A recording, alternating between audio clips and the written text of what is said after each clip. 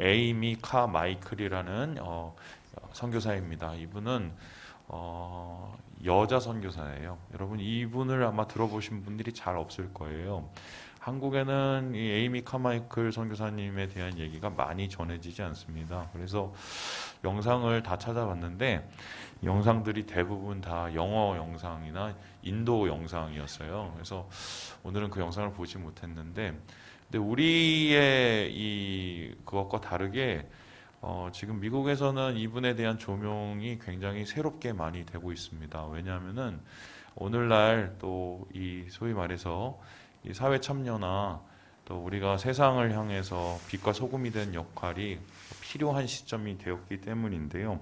저도 사실 이분에 대해서 알기는 뭐 몇몇 책을 통해서 그냥 스쳐 지나가듯이 봤을 뿐이에요.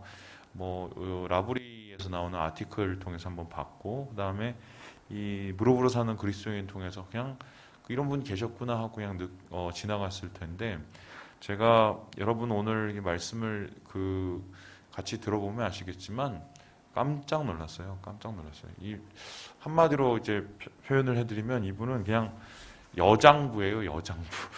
제가 어떤 남자 선교사님들, 이게 뭐 성차별적 발언인지 모르겠지만 100명이 못할 일을 이분이 다 하셨어요. 근데 더 놀라운 거는 이분이 평생 독신으로 사셨어요. 독신의 몸으로, 그것도 이 인도 그 험한 지역에 들어가서 요즘도 계속 종교 분쟁이 일어나고 또 막 그 사태 폭탄 사고 터지고 뭐 순교하시는 분들이 계속 일어난 그 한복판에 들어가서 소위 말해서 그 선교 활동을 하셨는데, 그 선교 활동을 하시는 중간중간에도 계속 끊이지 않고 반복되는 또 여러 가지 압박들과 또 여러 가지 어려움들이 있었는데, 그것을 감내하고 하나님 앞에서의 큰 일을 이루신 분이 바로 에이미 카마이클이라는 분입니다. 그래서 저는 이제 오늘 이 말씀을 볼 때, 야, 뭐 이런 분이 있어, 참 대단하다, 이렇게 여러분 접근하지 마시고, 제가 어제 말씀드리자면은 이분도 우리처럼 고민을 하신 분이에요. 이분도 같은 비슷한 이 환경에서 어려움을 겪었는데 단 그 한 장 차이죠. 그것을 어떻게 뛰어넘었는지, 그것에 어떻게 내려놓았는지, 그것을 어떻게 드렸는지, 여기에 따라서 이분의 삶의 전개의 모습이 전혀 달라지는 것을 우리가 말씀을 통해서 보게 됩니다. 그럼 이분은 어떻게 이 선교사로서 부르심을 받았을까? 바로 이 캐스윅 그 사경회가 출발이었는데요. 이 우리나라에서는 이 캐직이라고 부르는데 원래는 캐스윅입니다. 근데 이게 아마 이 성결교에 계셨던 분들은 아실 거예요. 이 성결교는 원래 교단이 아니에요. 이게 운동인데 선교사님들이나 혹은 그 당시에 전도자, 뭐 무디 같은 이런 분들이 만든 일종의 이 초교파 대회였습니다. 이 캐스윅 이 사경회가 1875년에 이 영국에서 시작이 되었는데요.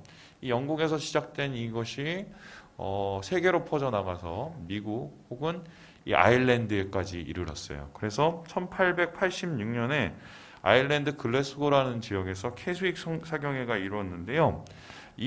여기에 허드슨 테일러, 어제 우리가 보았던 허드슨 테일러 선교사님이 참여해서 중국 선교에 대한 보고를 하셨어요. 근데 이때 누가 참여를 했냐? 바로 어린 소녀였던 에이미 카마이클이라는 분이 이 집회에 참여를 했어요. 감동을 받은 거예요. 아, 내 인생을 하나님 앞에 온전히 올려드리고 또 하나님 기뻐하시는 삶을 살아야겠다, 이렇게 생각을 했는데, 그 당시 이 카마이클 선교사님의 상황이 어땠냐면요, 나이가 뭐 20살도 채 안 되는 상황에서 어머니만 홀로 남고 아버지가 돌아가셨어요. 근데 아버지가 계셨을 때는 그래도 집이 좀 살만했었는데 돌아가시고 나서 부채가 너무 많아진 거예요. 그 부채를 남기고 돌아가셔갖고, 그래서 4남 3녀 중에 맏딸인데 어떻게 해요? 그 자기 동생들 돌보고, 우리 아마 지금부터만 50년 전, 뭐 30년 전, 20년 이거 다 경험해 보셨죠? 이 장녀의 서러움, 이거를 이 책임감을 지고 살아갈 때였는데, 이 사경회에서 주님을 만나고 경험하고 나서는 자기 삶에 대한 하나님의 부르심을 느꼈어요. 그랬는데 그것을 통해서 뭘 하셨느냐? 이제 벨파스트하고 맨체스터에 있는 빈민가를 찾아갔어요. 거기서 자기처럼 어려움 가운데서 있는 사람들에게 이제 그 야학을 했어요. 그래서 소녀들, 이 한마디로 공장 다니는 소녀들, 빈민 소녀들을 이제 데리고 뭐 성경 가르치고 또 언어 가르치고 뭐 이런 야학을 하다가 이게 나중에 500명까지 늘어나요. 대단하죠. 그래서 자기처럼 같은 고통을 받고 있는 사람에게 찾아가서 그걸 나눈 거예요. 그러다가 어느 날 1892년에 1월에 오늘처럼 막 눈이 하늘에서 내려오는 날에 이 집으로 돌아가는 길에 하나님께서 갑자기 이 카마이클 선교사님의 머릿속에 큰 소리로 말씀을 주셨대요. 가라, 가라. 그 가라라는 말씀은 이 자기의 반경을 넘어서서 주님이 원하시는 선교지를 향해서 가라는 말씀을 주셨어요. 근데 이 말씀이 기쁨이 되었을까요? 부담이 되었을까요? 예? 기쁨이 되었을까요? 기쁨이 되었으면 좋겠는데 부담이 되게 컸어요. 막 그때부터 고민을 하기 시작했는데 어떤 고민이냐면 야, 내가 당장 떠나면 내 동생들은 어떡하냐. 그리고 건강을 어떻게 거기서 책임져. 가서 뭐 2, 3년도 안 돼서 돌아가시는 분도 많다던데. 그리고 내가 가면은 돈은 누가 되냐. 뭐 이런 뭐 건강 문제, 재정 문제, 가정 문제가 막 계속 머릿속을 복잡하게 하는 거예요. 근데 거기에서 가장 큰 문제점이 있었는데 뭐냐면 그래 뭐 동생들은 뭐 그래 어쩔 수 없이 맡겨놓고 그리고 뭐 건강도 뭐 하나님 앞에 올려드리고 재정도 뭐 그래 나 혼자 다 혼자니까 뭐 그래 간다고 치자. 우리 엄마는 어떡하냐. 우리 엄마가 홀로 남으신 어머니 생각하니까 도저히 발이 떨어지질 않은 거예요. 그래서 어머니한테 가서 이 이야기를 전했어요. 그랬더니 어머니가 그때 이 에이미에게 이렇게 편지를 썼대요. 우리 같이 한번 읽어볼까요? 시작. 사랑하는 에이미야, 주님이 여태까지 너를 내게 빌려주셨다. 내가 내게 얼마나 힘과 위로와 기쁨이 되었는지 그분만이 아신다. 그런 그분이 이제 너에게 가라고 하시는데 내가 막을 수 있겠느냐? 안 된다. 주님이 내 것이듯 너도 주님의 것이다. 대단한 어머니시죠. 예. 대단한 어머니가 대단한 선교사님. 여러분, 저는 이거 보면서 느꼈던 게 우리가 자식을 잘 키우고 애지중지 키우고 뭔가 잘 해보려고 노력을 하는데 가끔 잘 안 될 때가 훨씬 많아요. 그 이유가 뭘까? 내가 할 일이 있고 하나님이 하실 일이 있어요. 그리고 나를 통해서 성장할 일이 있고 하나님이 쓰실 일이 있거든요.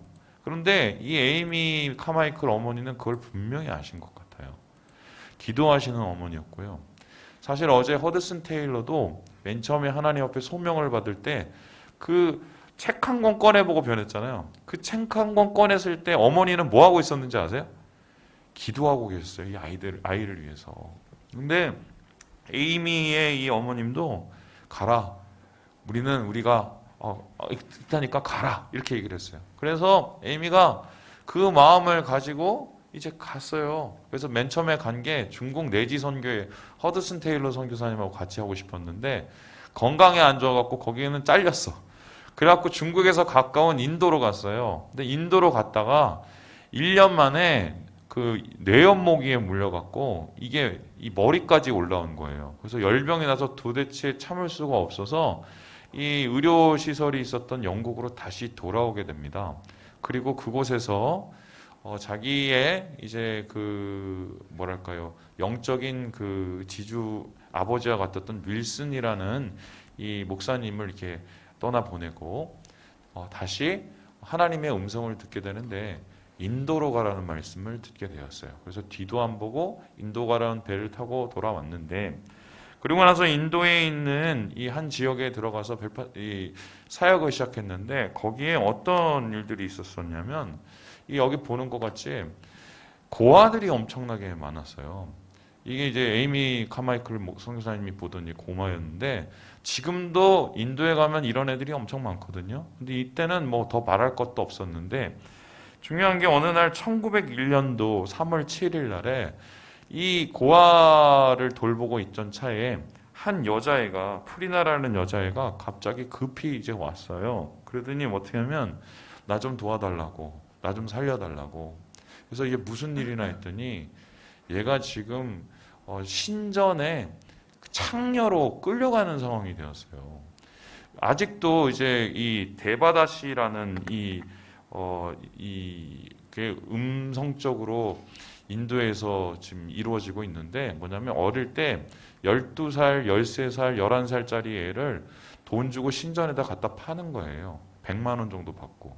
그럼 얘네들이 가서 청소를 하는 게 아니라 한마디로 청소도 하고 거기 승려들한테 성폭행도 당하고 그리고 거기 오는 여러 이 소위 말해서 그 신도들한테 성적 놀이개가 되는 이 데바다시가 있는데 바로 이러한 것에 끌려가던 애가 이제 오니까 얘를 어떻게 할까 고민을 한 거예요. 근데 얘를 받아주면 어떻게 되냐면 그 지역에서 도대체 견딜 수 없는 상황이 되는 거예요. 왜입니까? 뭐 일단 그 사람들의 저항감이 엄청날 거고 선교사들에 대해서 여러 가지의 이 생각이 품고 있기 때문에 어떻게 할까 고민했는데 하나님이 이 친구를 돌보라는 마음을 주셨어요. 그래서 이렇게 한 명을 돌보기 시작했더니 도망가는 애들이 오고 또 오기 시작하는 거예요. 그러다가 또 한 부류의 애들이 왔는데 사티라는 그 관습에 피해를 받는 여자아이들이 왔어요. 이 사티가 뭐냐면 애들을 어릴 적 팔아갖고 신전이나 아니면은 저 할아버지한테 결혼을 시켰거든요. 근데 할아버지가 죽고 나면 옛날에 우리나라에 이렇게 그 수장제도가 있었어요. 뭐예요? 한마디로 같이 그 남편하고 어떻게 파묻어 버려요. 그런데 여기는 파묻는 게 아니라 불태워 버렸대요. 그러니까 애가 이게 뭐 영혼도 없이 팔려서 끌려와서 할아버지랑 같이 살다가 갑자기 뭐 불타서 죽는다고 생각하니까 얼마나 무서워요. 그래서 이 카마이클 분이 있었던 이곳으로 온 거예요. 와서는 나 좀 살려달라고. 그렇게 또 이 사티의 풍습에 고난받는 애들을 품기 시작을 해서요. 그래서 이제 이 아이들을 중심으로 이제 공동체가 세워지는데 이게 바로 도나브루 공동체입니다. 그러니까 이게 무슨 계획에 의해서 세워진 게 아니에요. 하나님이 가라고 해서 갔더니 고아들이 있어서 고아들 먹이고 애들이 살려달라고 해서 살려주고 그리고 끌려갔던 애들이 도와달라고 해서 도와주다가 생긴 게 이 도나브루 공동체인데 이곳에서 아이들을 모았더니 나중에는 몇 명의 아이들을 돌보게 됐냐면 1000명의 아이들, 1000명의 여자아이들을 돌보게 된 거예요.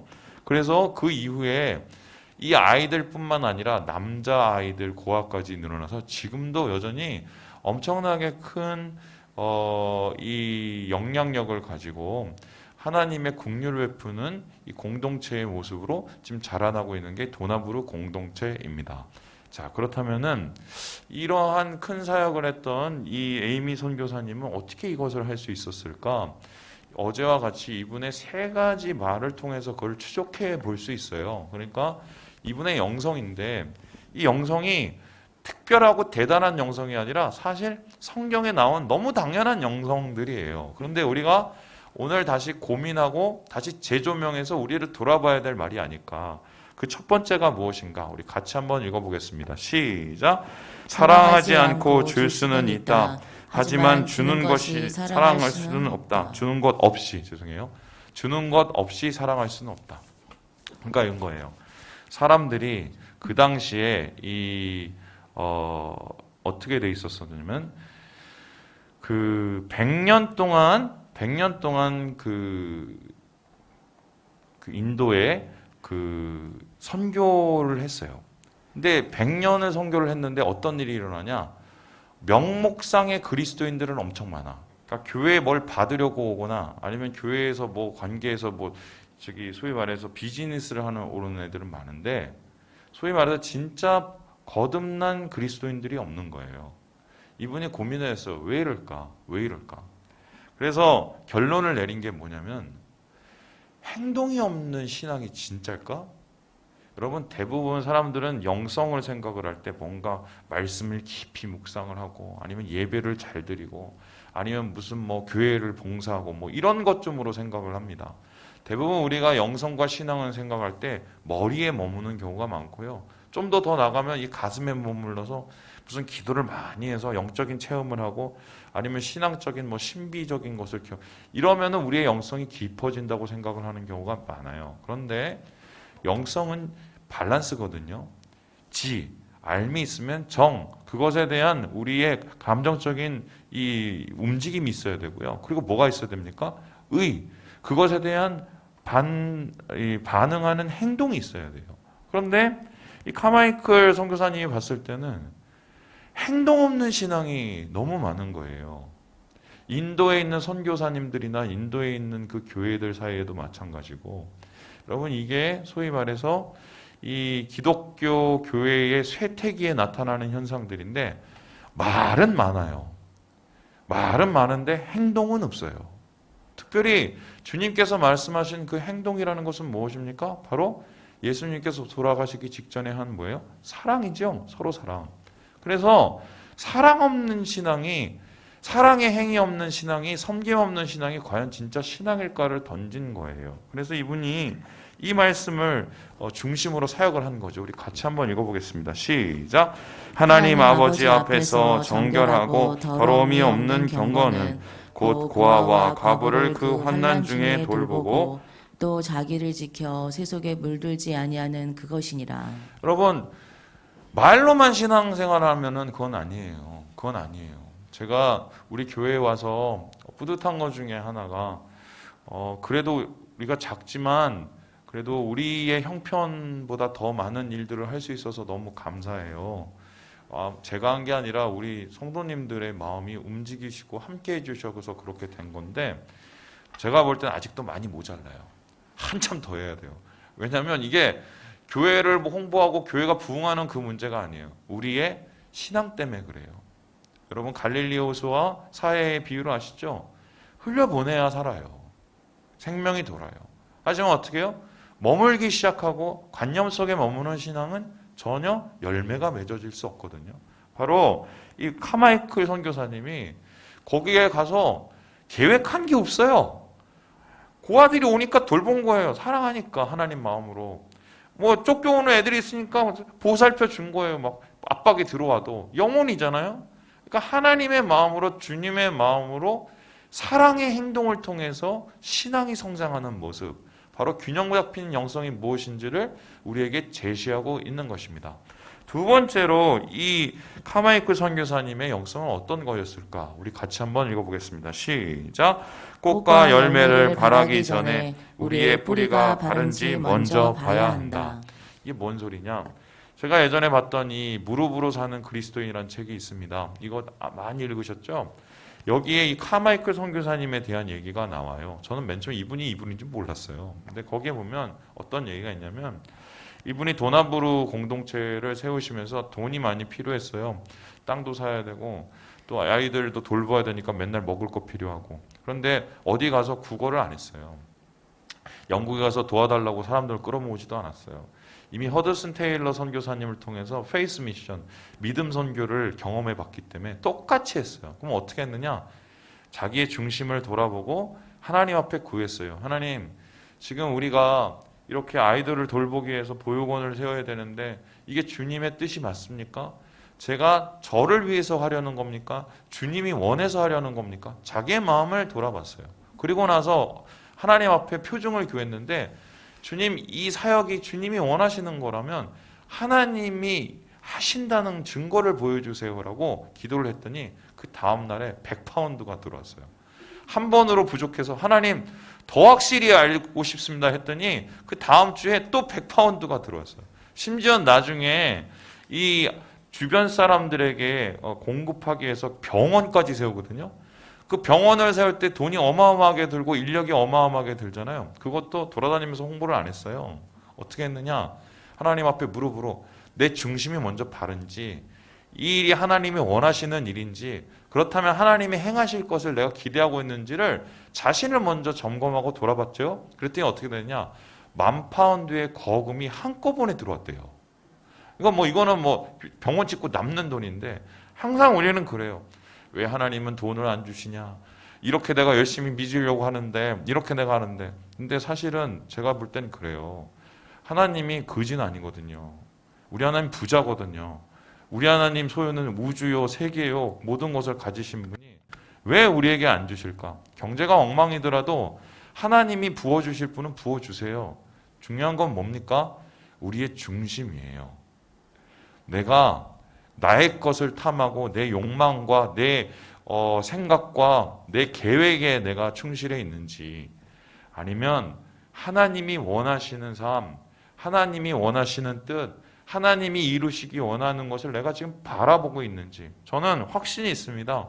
그러한 자세와 그런 하나님의 태도를 가지신 분들은 하나님이 확실히 길을 열어주신다는 자신이 있어요.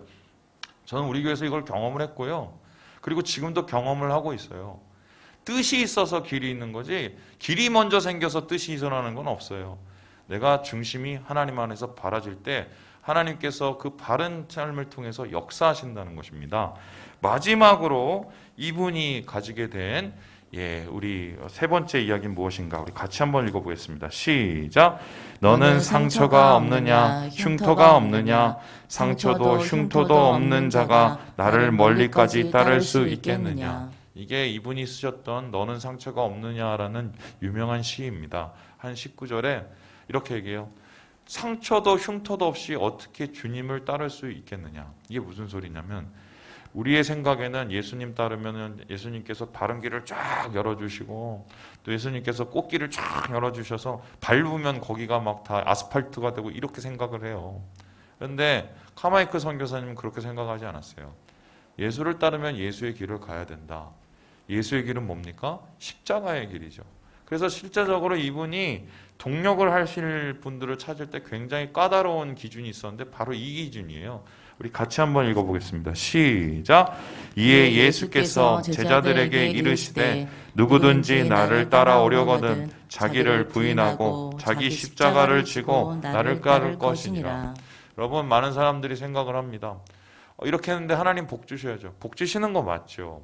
그런데 하나님이 주신 복이라는 것을 우리는 고민해 봐야 됩니다. 이 땅에서의 만족하는 복을 내가 거기에 충실하고 있다면 하나님이 주신 복은 독이 돼요. 주님은 천국을 주시기 위해서 오셨거든요. 천국은 십자가의 길을 통해서 이루어집니다. 그래서 카마이크 선교사님이 이 사역 가운데 계속해서 어려움이 있고, 심지어 뇌염에 댕기열에 나중엔 아이들을 돕다가 다리가 부러져 갖고요. 쩔뚝쩔뚝 그 장애를 가지신 분이, 어떻게 예수 믿고 그렇게 열심히 봉사하는 분이 저럴 수 있어라고 손가락질을 받을 수 있는 상황에 그런 환경이 있었어요. 그런데 그분이 얘기한 게 있어요. 상처도 없이 흉터도 없이 어떻게 주님을 따르느냐. 하나님, 내 있는 이 가시밭길과 내 앞에 있는 이 십자가를 때 힘들지만 주님이 원하신다면 기쁨으로 갈 수 있게 해달라고. 여러분, 이런 마음이 있는 분들에게 하나님께서 길을 안 열어주실까요? 하나님이 이런 분들을 그래 한 김에 한번 고생을 한번 직설하게 해보고 나중에 나를 쫓아와 이러실 것 같아요? 기뻐하시고 오히려 이들을 하나님께서 보호하시지 않으시겠어요? 그래서 이 카마이크 선교사님이 사역할 동안 주변에서 계속해서 협박과 위협이 있고, 주변에서 계속적으로 이분에 대한 이 테러를 얘기하고 있는데 한 번도 그런 적이 없어요. 한 번도. 하나님께서 그 길을 마땅히 가기 원하는 그 중심을 보시고 우리 선교사님을 지켜주신 거예요. 그 이후에 어떤 일이 일어났을까요? 지금도 여전히 이곳은요, 아이들이, 수천 명의 아이들이 이곳에서 교육을 받고 자라나고 있어요. 제가 오늘 말씀 마치면서 여러분에게 보여주려는 사진이었어요. 제가 이걸 한참 보고요, 정말 되게 마음이 떨렸어요. 바로 이 사진이에요. 제가 어제도 허드 테일러 목사님 그 묘지를 다 찾고 했는데, 이상하게 에이미 카마이클 목사님의 이 묘지를 찾는데 안 나오는 거예요. 영어로 다 검색을 했는데 안 나와요. 그러더니 이렇게 물 먹는 데가 하는 군데 있는 거예요. 이게 도대체 뭐야? 그래갖고 거기 사이트에 들어가서 그거를 이제 다 번역해서 보고 막 이렇게 하고 있는데, 보니까 이 선교사님이 55년 동안 인도에서 사역하시면서 한 번도 영국으로 돌아가신 적이 없거든요. 근데 딱 돌아가실 때, 소천하실 때 유언을 남기셨대요. 어떤 유언이냐? 제발 나 죽은 다음에 묘비를 세우지 말라. 그리고 나 죽은 그 자리에 묻거든 그 위에 아이가 태어나서 씻을 수 있는 그 일종의 그 대야 같은 거 좀 만들어 달라고. 그래서 이게요, 애 태어나면 거기에 이제 애를 씻어주는 이 대야예요, 대야. 그 베이비 와시하는 대야예요. 그런데 거기에 보면은 이름이 없어요. 저기 뭐라고 써 있는데 이름이 없어요. 죽은 날짜만 있어요. 그리고 AMMA라고 써 있죠? 이게 뭔지 아세요? 엄마예요. 그러니까 이분이 돌아가시는 그 순간까지 힌두 아이들의 그 영혼을 품는 엄마로 자리 잡기 위해서, 그리고 그곳에서 남아서 이분의 뒤를 이어서 사역하는 그 공동체 출신의 아이들 역시 엄마의 마음, 하나님의 긍휼의 마음을 품고 사역하도록 그거를 남기기 위해서 자기의 이름은 없애고 엄마라는 말만 남기고 돌아가셨대요. 여러분, 만치려고 합니다. 세상에 십자가 길 좋아하는 사람 누가 있겠어요? 탄탄대로 좋아하죠. 근데 주님께서는 여러분에게 한 번도 예수님 쫓아가면서 부자 되고 탄탄대로 되라고 말씀하신 적 없어요. 천국을 약속하셨어요. 하지만 먼저 그의 나라와 그의 의를 구할 때 하나님께서 담대히 나아갈 때 그것을 채워주신다고 약속하셨어요. 신앙이라는 건 그런 거예요. 잘 먹고 잘 살려고 하는 것 아니에요. 나를 통해서 주의 뜻 나타나게 하시기 위해서 한 거예요. 여러분, 이 선교사님 돌아가셨을 때 이 집안이 엉망진창이 돼서 뭐 어머니가 빨리 돌아가시고 그랬을까요? 전혀요. 하나님이 책임져 주셨어요. 먼저 드리고 헌신할 때, 그 길을 기꺼이 갈 때 그 길을 하나님께서 닦아주셨어요. 사랑하는 여러분, 주님 안에서 행동하는 신앙이 되시길 주님의 이름으로 축원합니다. 십자가의 길을 마다하지 않으시고 이 어려움 가운데서도 주님과 함께 모든 것을 승리하는 우리 사랑하는 형제 자매들 되시길 주님의 이름으로 축원합니다.